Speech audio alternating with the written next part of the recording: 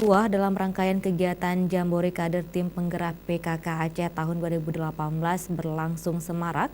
Hal ini sebagai bentuk motivasi mengangkat potensi buah lokal yang ada di Provinsi Aceh, serta upaya dalam menumbuh kembangkan kecintaan masyarakat terhadap buah lokal.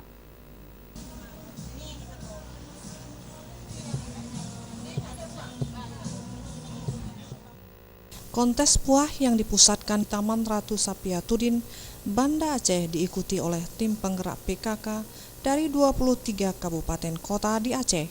Kontes buah tersebut digelar bersamaan dengan Jambore Kader PKK seprovinsi Aceh. Dalam lomba kontes buah itu dibagi dalam 3 kategori penilaian, masing-masing kategori buah unggulan, buah langka, dan buah olahan.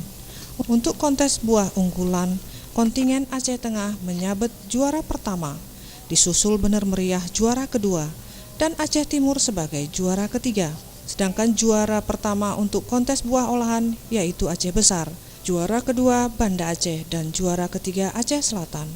Sementara itu untuk kategori kontes buah langka, Sabang menempati urutan pertama, Aceh Timur juara kedua, dan Aceh Barat juara ketiga.